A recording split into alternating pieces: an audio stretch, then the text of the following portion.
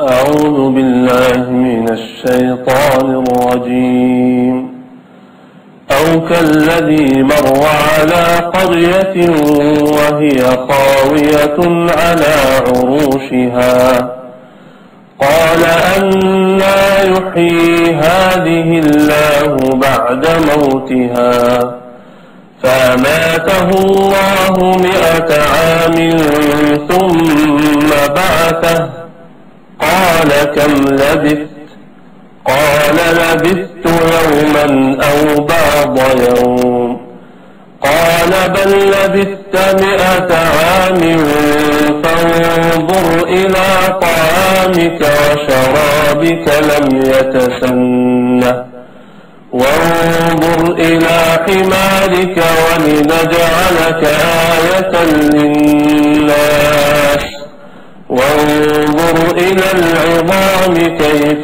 ننشزها ثم نكسوها لحما فلما تبين له قال أعلم أن الله على كل شيء قدير صدق الله العظيم.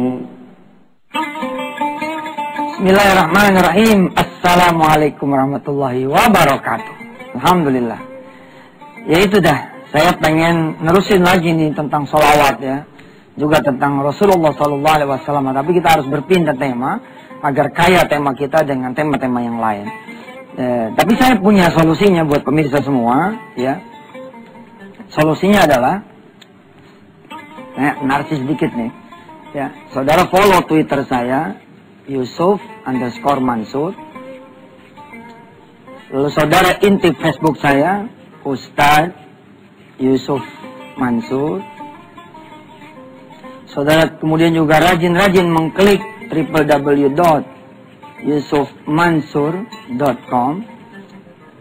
Saudara kemudian menjadi agen buku, agen DVD. Nanti kita kemudian bersama-sama membuat off-air ya, dalam bentuk seminar, bentuk taklim, bentuk tausiah, atau yang sedang kita rencanakan jalan-jalan, sambil kemudian membahas apa yang belum dibahas di Wisata Hati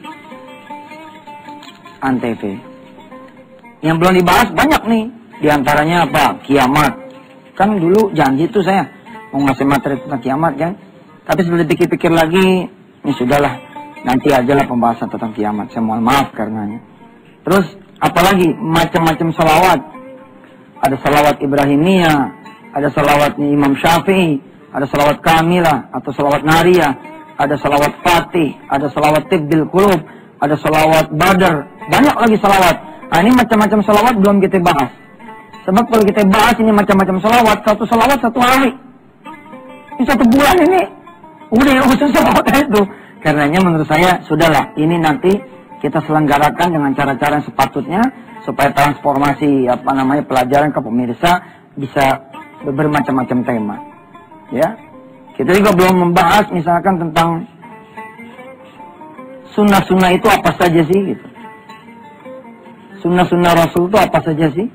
Kalau dibagi dua nanti ada yang muakkad, ada yang muakkadah, ada yang kemudian yang ghair muakkadah, ada sunnah yang teramat penting yang kalau ditinggal jadi masalah, ada sunnah yang kategorinya ya dikerjakan, dapat pahala, nggak dikerjakan nggak ada masalah.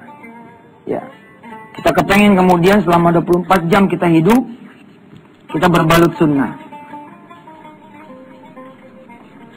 Nah, yang begini-gini pemirsa doain dah, doain. Supaya stamina saya dan teman-teman, rencana-rencana sudah disusun, ya, nyetelin DVD, misalkan nyiapin DVD gitu ya, nyiapin DVD tentang macam-macam sholawat, lalu dikirim kepada para agen, dikirim kepada para simpul wisata hati, lalu kemudian Anda semua yang kemudian menyetelkan kepada keluarga Anda, kerabat Anda, saudara-saudara Anda, insya Allah. Rajin-rajin ngikutin ini ya. Twitter @Yusuf_Mansur, Facebook Ustadz Yusuf Mansur, website www.yusufmansur.com, agen buku, Simpel Wisata dan seterusnya. Info-info nanti ada di sini, termasuk info-info tentang membangun percetakan Al-Quran, sedekah sawah, dan lain-lainnya. Kita berdoa dulu yuk, sebelum kita beralih ke tema yang berikut ini. Kita berdoa dulu pemirsa. Mudah-mudahan apa yang sudah kita kaji selama ini, sampai yang terakhir kemarin Jumat adalah tentang sholawat. Mudah-mudahan nambah ilmunya, tapi yang lama ini dipakai. InsyaAllah doakan saya juga, mudah-mudahan saya yang menyampaikan pun memakai ilmu yang saya ajarkan kepada diri saya dan kepada saudara semua. Mari kita berdoa bersama-sama. Bismillahirrahmanirrahim. Allahumma salli ala sayyidina Muhammad wa ala ali sayyidina Muhammad. Ya Allah, terima kasih. Engkau telah menganugerahkan acara pengajian, acara belajar, majelis ilmu, Wisata Antv ini kepada saya, kepada segenap pemirsa semua, dan kepada orang-orang yang terlibat di acara ini, dari para kru, staf, karyawan Antv, dari keluarga besar Antv, mulai dari paling atas sampai yang paling bawah. Makanya Allah, jadikanlah acara ini manfaat buat kami, buat keluarga kami, anak-anak turunan kami, sahabat-sahabat kami, teman-teman kami, orang-orang tua kami, dan segenap penghuni alam ini, ya Allah. Ya Allah, ya Rahman, ya Rahim. Terima kasih Engkau telah menghadiahkan kami, Allah, jalan untuk menuntut ilmu. Mudah-mudahan dengan jalan menuntut ilmu ini, Engkau angkat semua kesusahan dan kesulitan kami. Engkau anugerahkan kepada kami, ya Allah, kabulnya hajat dan doa. Engkau hadiahkan kepada kami iman yang benar, Islam yang bagus, amal soleh yang meningkat, ibadah yang istiqomah, rezeki juga yang luas, badan yang sehat, umur yang panjang lagi sehat dan taat. Kemudian ya Allah, kami minta juga kepadamu ya Allah, agar kami wafat dalam keadaan husnul khatimah. Engkau jadikan kubur kami lapang ya Allah, menjadi surga.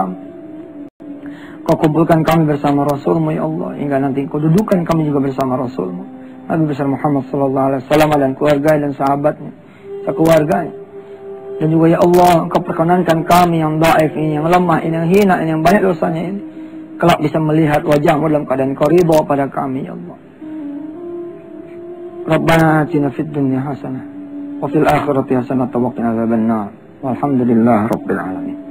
Pemirsa yang dirahmati Allah, jangan kemana-mana. Habis ini kita akan mulai masuk ke bab yang menurut saya insya Allah ini menyenangkan, yakni bagaimana kemudian semua bisa jadi pengusaha. Kembali lagi bersama Yusuf Mansur di Wisata Antv. Di bagian pertama ini,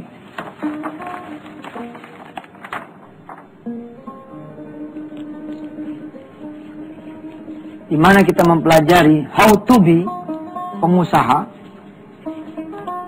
bagaimana menjadi pengusaha, how to become pengusaha, atau kemudian semua bisa jadi pengusaha.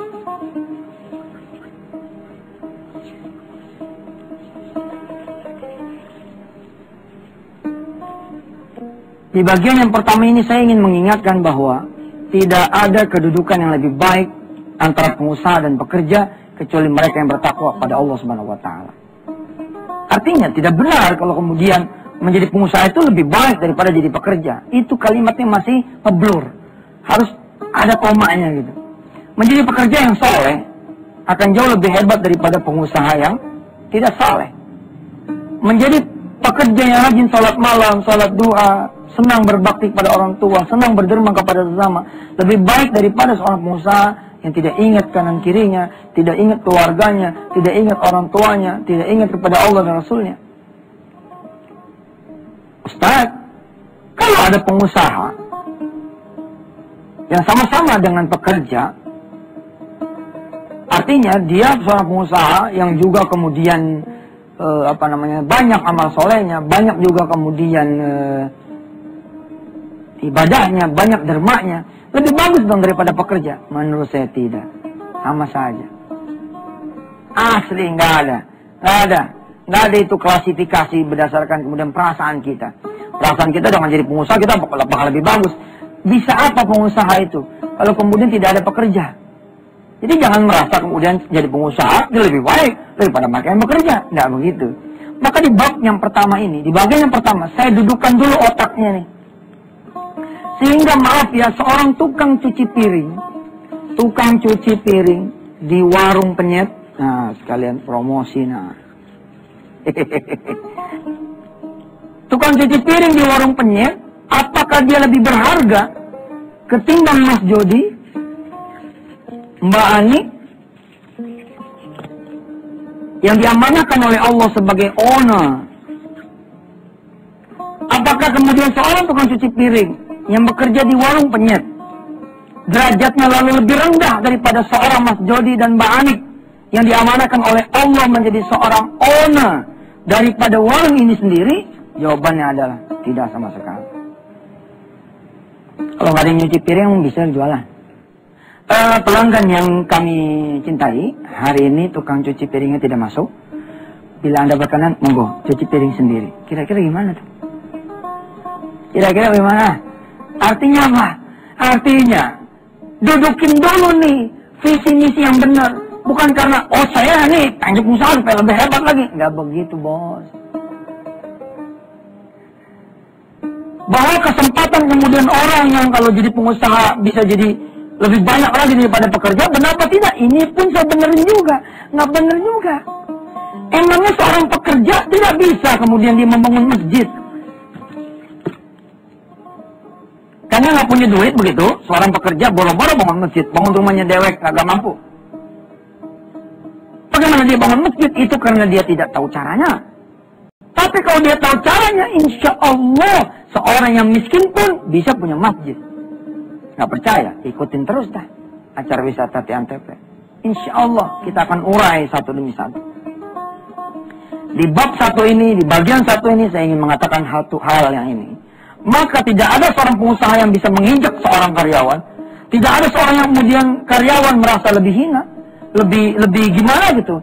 Aduh, saya mah cuma karyawan kecil, Ustaz. Ada, ini pikiran kita aja yang membuat kita jadi besar, kita jadi kecil. Kita jadi besar, nggak sombong. Kita jadi kecil, yang merasa dari putus asa. Nggak ada. Ini dulu didudukin. Ustaz, sebagai kalimat motivasi, bagaimana? Kalau sebagai kalimat motivasi, boleh. Dorong semua teman-teman menjadi pengusaha. Insya Allah Indonesia lebih banyak lagi membutuhkan pengusaha-pengusaha. Karena jumlah pengusaha di Indonesia ini relatif masih sedikit. Sedikit, sangat sedikit. Lalu saya angkat topi deh tuh buat teman-teman. Ya, kayak Mas Ipo, Mas Mono. Ya, teman-teman yang kemudian mendorong lahirnya pengusaha-pengusaha. Insya Allah kita sama-sama.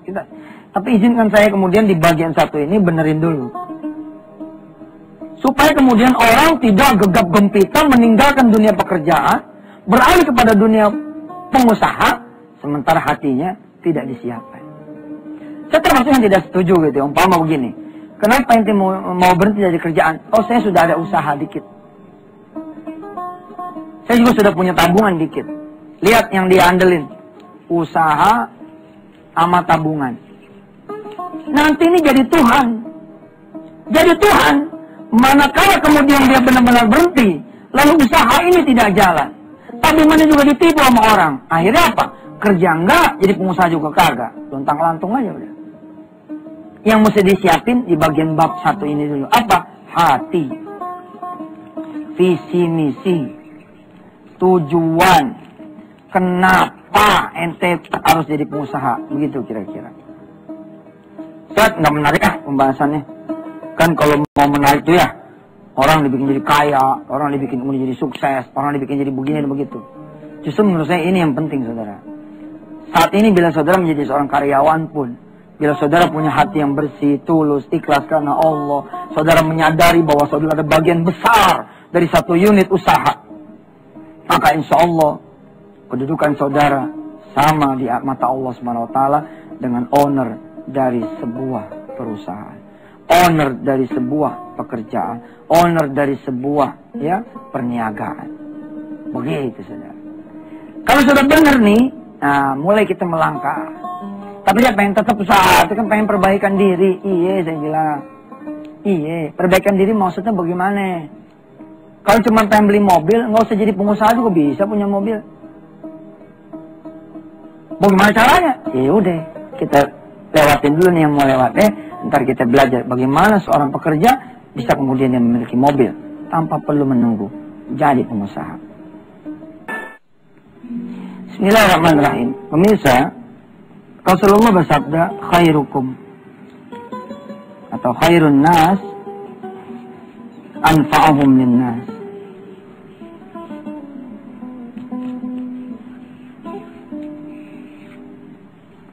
Sebaik-baik manusia adalah kemudian yang bermanfaat buat manusia yang lain.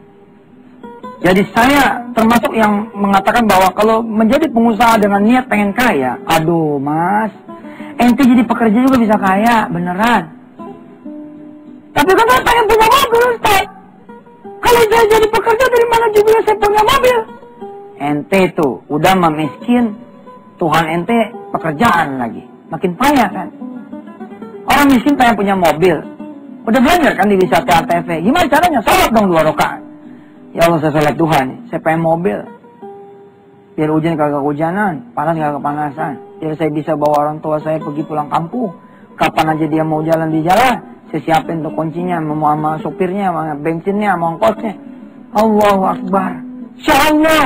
Insya Allah tiba mobil, seorang mau Allah kasih. Pengen rumah. Lalu Anda jadi pengusaha, lalu Anda berpikir Anda bisa jadi punya rumah, ketahuilah saudara, berapa banyak pengusaha di negeri ini yang kehilangan rumahnya. Rumahnya diambil sama Allah SWT, disita sama bank, diganti sama rentenir dan seterusnya. Sama penyakit, diambil sama rumah sakit. Artinya pemirsa, itu kita pengen jadi pengusaha, benerin dulu. Pengen apa? Di antara yang bener adalah, saya pengen mergin haji emak saya. Benar tuh. Dan pengen mergin haji emaknya karyawan-karyawan saya. Nah buntutnya ini nih, kalau kita jadi pekerja gimana? Ya, tetap saja menurut saya punya sama gitu loh peluangnya gitu. Bedanya buntut-buntutnya nih. Kalau karyawan kan gitu. Kalau karyawan bedanya begini. Saya pengen mergin haji emak saya dan pengen mergin haji emaknya teman-teman saya. Boleh juga begitu. Artinya apa? Artinya pemirsa, di episode 1 ini, please kita dudukin dulu.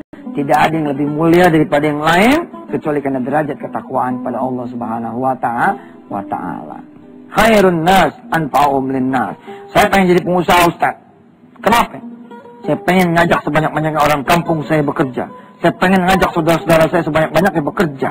Saya pengen kemudian menjadi wasilah rizki dari Allah Subhanahu wa taala yang saya alirkan kepada kanan dan kiri saya. Saya pengen subhanallah, mudah-mudahan Allah Subhanahu wa taala menjadikan saya manfaat buat ibu saya, orang tua saya, adik-adik saya, kakak. Itu dia baru cakep tuh.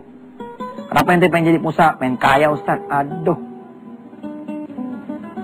Ustaz, emang gak boleh pengen jadi kaya? Asli boleh. Asli boleh. Tapi kalau kemudian itu yang menjadi nomor 1, saya khawatir pemirsa. Khawatir, asli khawatir. Saudara gegap gempita masuk ke ranah pengusaha, akhirnya malah menjadikan saudara miskin kuadrat. Udah mah Anda nggak punya apa-apa gitu ya, Anda malah jadi punya utang. Keadaan ini yang saya tidak inginkan. Insya Allah ya, kita akan bahas tema berseri tentang semua bisa jadi pengusaha dan apa manfaatnya, dan mudah-mudahan Allah Subhanahu wa taala mendukung semua teman-teman di Indonesia yang terlibat aktif menjadikan semua orang-orang Indonesia menjadi pengusaha. Di antaranya boleh saya sebut sahabat-sahabat saya, Mas Ipo, Mas Mono, Mas Jody, Mas Jamil Az-Zaini dan kawan-kawan yang lain yang kemudian mendorong Indonesia untuk memiliki lebih banyak lagi pengusaha. Tentunya pengusaha yang saleh soleha, pengusaha yang kemudian tidak mau harta yang haram, pengusaha yang tidak mau maksiat di jalan Allah, pengusaha yang kemudian paham aturan halal haram, pengusaha yang tahu akhlak, etika, pengusaha yang kemudian juga bisa menghidupkan malam-malamnya dengan qiyamul lail, pengusaha yang bisa kemudian mengawali paginya dengan duha, pengusaha yang kemudian bisa menegakkan sunnah-sunnah Rasulullah sekuat tenaganya dia, dan kemudian menjadi wasilah buat orang-orang yang lain ikut kemudian menuju Allah Subhanahu wa taala. Pemirsa yang dirahmati Allah, sekali lagi di episode pertama ini mungkin mengecewakan buat saudara semua. Oh, kalau begitu mah terlalu abstrak, Ustaz. Baik, menurut saya kita jangan selesai sampai di sini ngajinya. Besok kita terusin lagi kalau ada panjang umurnya, dikasih sehat oleh Allah Subhanahu wa taala, mudah-mudahan. Saya berani ngomong begini, insya Allah besok saudara ikutin pengajian yang besok nih, hari Selasa ya, hari Selasa betul. Lalu kemudian saudara ikutin betul, asli saudara bisa jadi pengusaha. Karena gampang jadi pengusaha itu, asli gampang. Pengen tahu bagaimana? Tunggu aja besok. Masih di Wisata TNTV, mari kita tutup pengajian kita dengan sama-sama mengucap Ya, doa kafaratul majlis. Subhanakallahumma wa bihamdika asyhadu an la ilaha illa anta astaghfiruka wa atubu ilaik. Wassalamualaikum warahmatullahi wabarakatuh.